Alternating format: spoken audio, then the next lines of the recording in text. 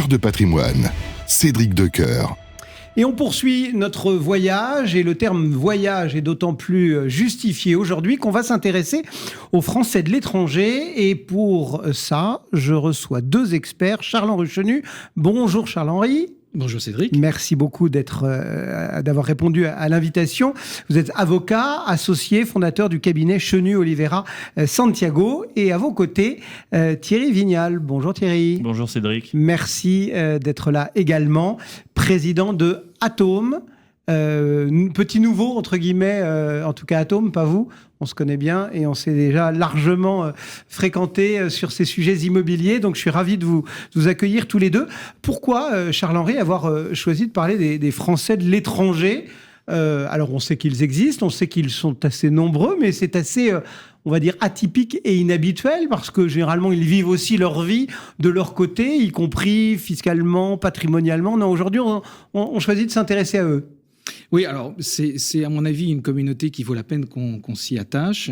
Il y a à peu près 3,5 millions de Français qui vivent hors de l'Hexagone.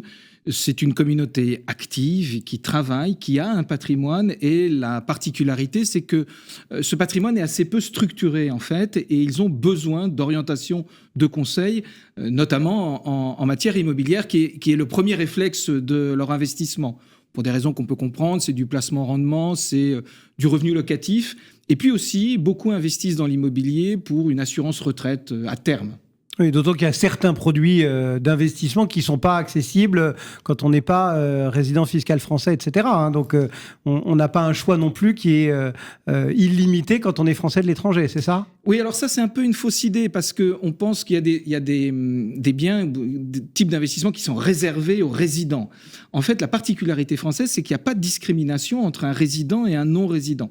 Donc, en fait, le Français qui habite à l'étranger peut acquérir de l'immobilier en France. On le verra avec Thierry, c'est parfois un peu plus compliqué, notamment au niveau bancaire. Mais d'un point de vue juridique, c'est pas du tout discriminatoire. Oui, non, mais je parlais d'autres produits, justement, par exemple le PEA, etc. Ah, oui, bien sûr, bien sûr. Alors, justement, Thierry, ce marché immobilier en France, qu'est-ce qu'on peut en dire ? Il est attractif parce quand on parle immobilier depuis quelques mois, on a plutôt tendance à être gens qui pleurent que gens qui rient.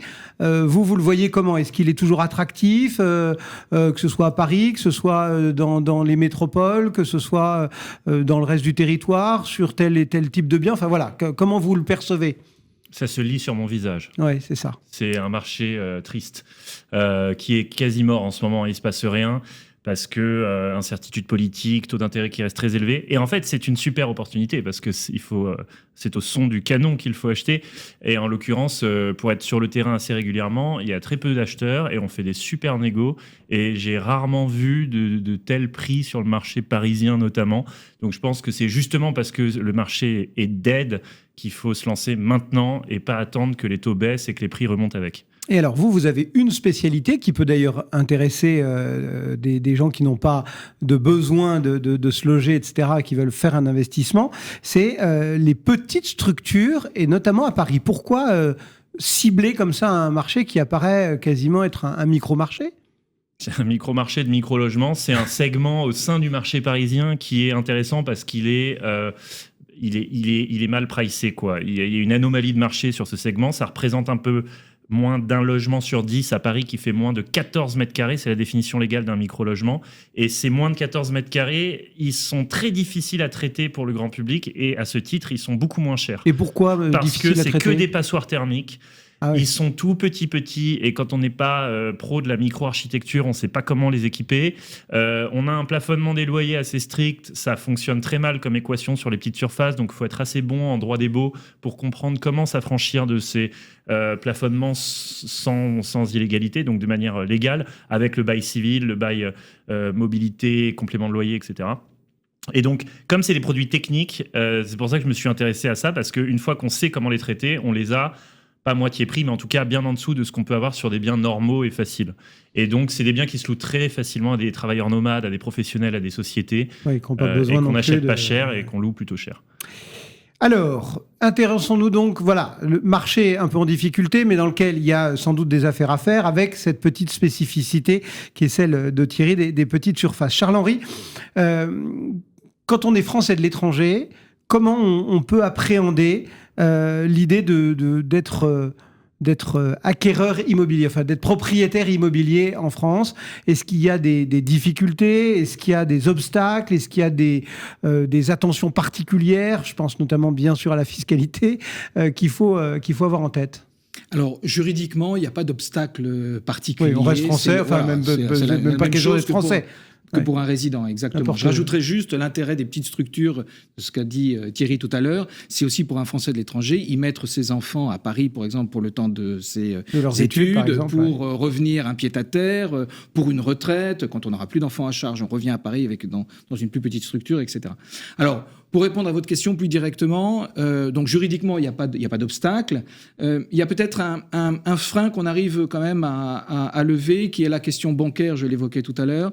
Les banques sont un peu plus réticentes à prêter à des non-résidents, mais là encore, Thierry travaille avec des partenaires choisis qui arrivent à financer de manière très correcte. C'est quand même ça le premier frein.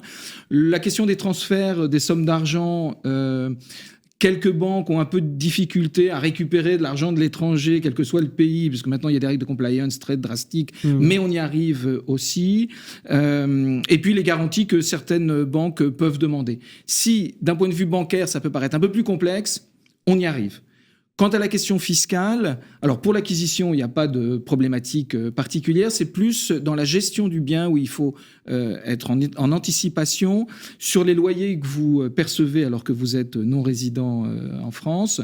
Il faut voir si vous avez une convention fiscale entre votre pays de résidence et la France. Oui, on en revient toujours au même gimmick de se dire d'abord et avant tout la convention. Voilà, mais la question c'est d'anticiper sur la gestion de son bien, sur ses loyers, pour pas être doublement taxé, ça pas une opération à perte, et puis au moment de la revente aussi, avec la plus-value. Petite attention à avoir sur le représentant fiscal, qui est une particularité. Qu'est-ce que c'est que le représentant fiscal ? Alors, quand vous êtes propriétaire non résident, le fisc français vous impose d'avoir un représentant fiscal en France pour assurer la transaction immobilière.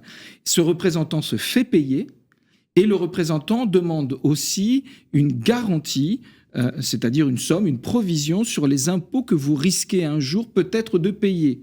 Alors, il faut être très vigilant. Mais c'est quoi ? C'est un avocat ? C'est un notaire ? Non, alors ça peut être un avocat. C'est pas un notaire. Ce sont des représentants fiscaux agréés par Bercy. Donc on ne choisit pas, on demande à son centre des impôts. On choisit parmi ceux qui sont agréés. Et alors comme ils ont un oligopole, vous pouvez imaginer que les prestations sont largement discutées entre eux.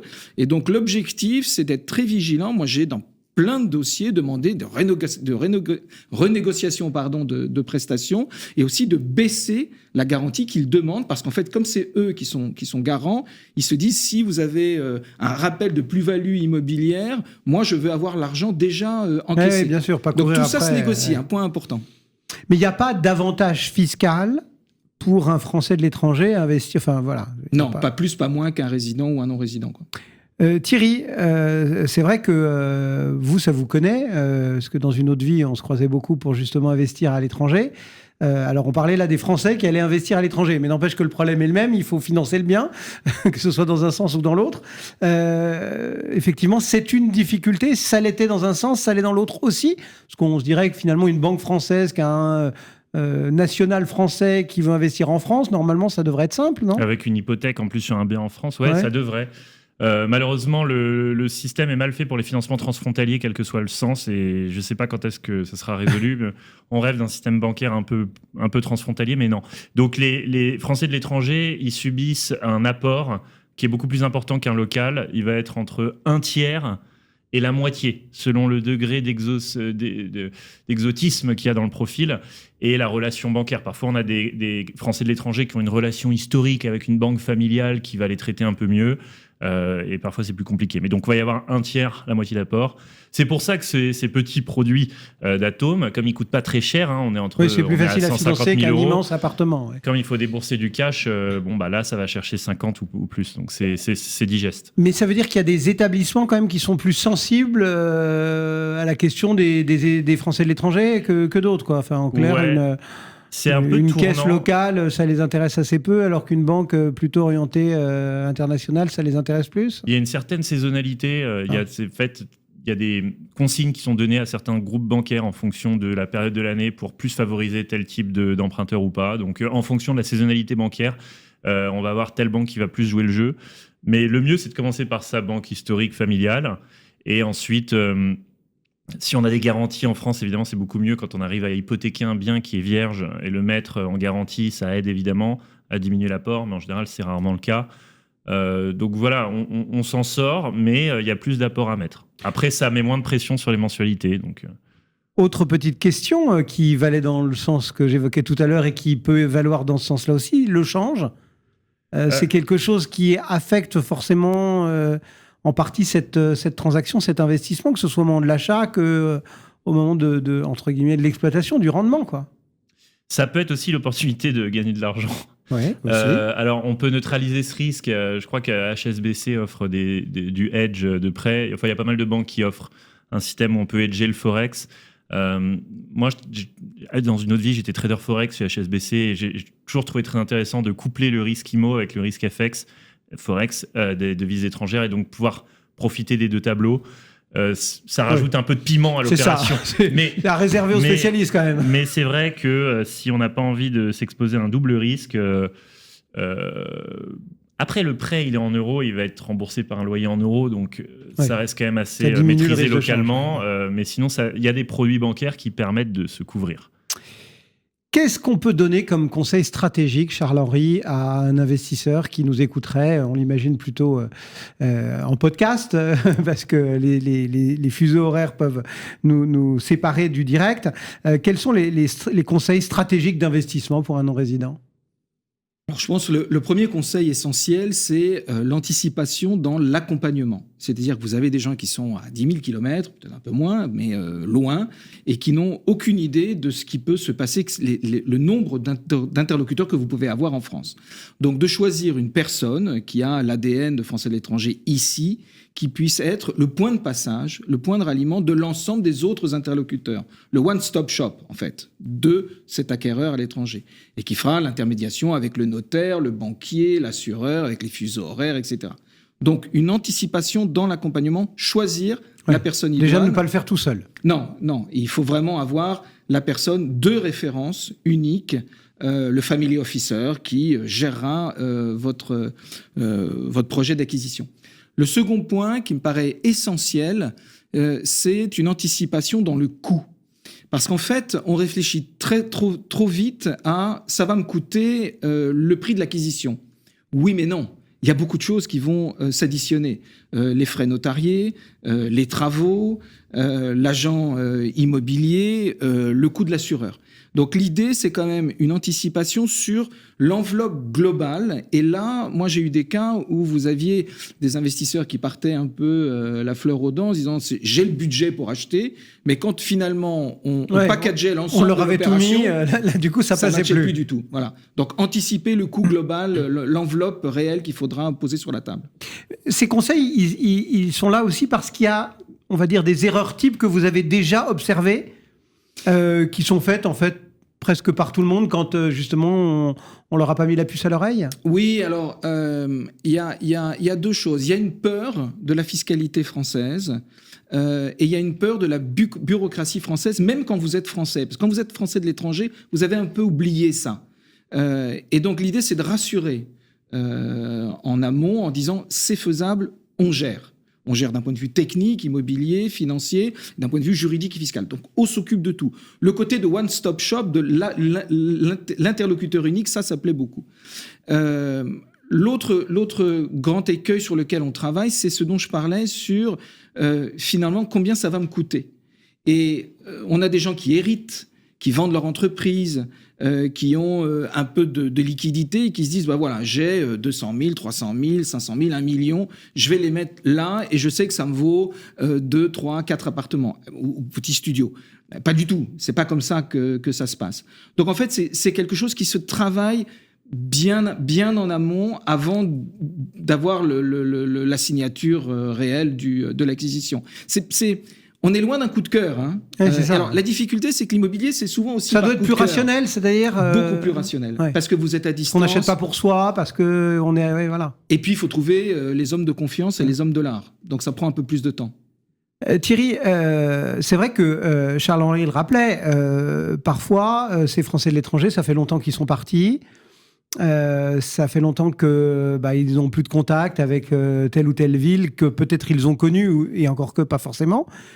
Comment est-ce qu'on fait de si loin, mais ça peut être Londres, hein, mais de si loin, pour savoir où acheter, qu'attendre de la rentabilité Enfin voilà, vous avez une méthode, des outils particuliers qui permettent de saisir ça, parce qu'il y a aussi toute la gestion du bien à distance, c'est pas facile. Enfin voilà. C'est très stressant pour un Français de l'étranger.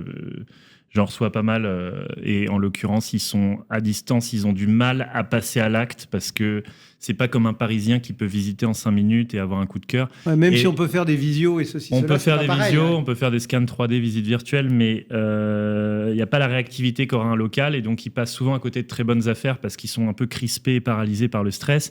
Ils manquent de relais de confiance sur place, et ils ont une connaissance du marché qui est un peu antidatée. Par exemple, pour eux, le meilleur quartier au monde, ça va être, le 16e, alors que le 16e a bien décoté récemment, alors que le 9e, c'est un coupe-gorge. Alors que non, le 9e, depuis 10 ans, c'est devenu un quartier très prestigieux. Et donc, ils ont des a priori complètement déplacés là-dessus. Donc, en fait, qu'est-ce qu'il faut faire ? Si on n'a pas quelqu'un de confiance, on peut utiliser la data. La data, c'est quoi ? C'est meilleurs agents, prix au mètre carré par quartier, loyer au mètre carré par quartier, c'est des infos publiques. On regarde le revenu médian par arrondissement, qui est sur meilleurs agents aussi. On peut regarder la tension locative, c'est des indicateurs qu'on a en ligne sur Google très facilement chez Logservice et compagnie.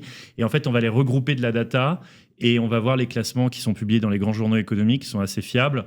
Et je pense que partir de la donnée objective, ça permet de remettre les pendules à l'heure et ensuite avoir confirmation terrain par les experts IMO. Et après, on se remet... Enfin, voilà, il y a aussi... parce qu'on ne peut pas gérer son appartement tout seul. Ça, pour la gestion, il y a quand même beaucoup de... Non, c'est mieux de le confier à un gestionnaire. Non, on ne peut pas le gérer soi-même. Enfin, on ne peut pas venir changer une chasse d'eau qui file samedi matin depuis Rio. Ça ne vaut pas le Rio-Paris. Mais il y a, au Brésil. Il y a une start-up de gestion locative qui naît toutes les semaines. Il y a vraiment pléthore d'offres sur le marché. Mais ça veut dire, un petit peu comme nous le disait Charles-Henri pour l'ensemble du process, il faut savoir bien s'entourer et choisir son homme de confiance finalement, ou sa femme de confiance. Si on n'a pas d'homme ou de femme de confiance ou autre d'ailleurs, on peut s'en remettre aux notations en ligne et voir les mieux notés. Eh bien voilà un petit mot envoyé aux Français de l'étranger grâce à vous deux. Merci messieurs d'être passés dans Cœur de Patrimoine. Charles-Henri Chenu donc pour Chenu Oliveira Santiago et Thierry Vignal pour Atome. À très bientôt. Merci. Voilà, c'est la fin de Cœur de Patrimoine pour cette semaine. Merci de votre confiance, de votre fidélité. Et puis n'oubliez pas non plus le grand rendez-vous de l'épargne. On se retrouve le vendredi 30 mai à 18h. D'ici là, n'hésitez pas à nous poser vos questions puisqu'on y répondra notamment dans ce grand rendez-vous de l'épargne. Une seule adresse, questions@capital.fr. Cœur de Patrimoine, une émission à réécouter et télécharger sur le site et l'appli Radio Patrimoine et sur toutes les plateformes de streaming.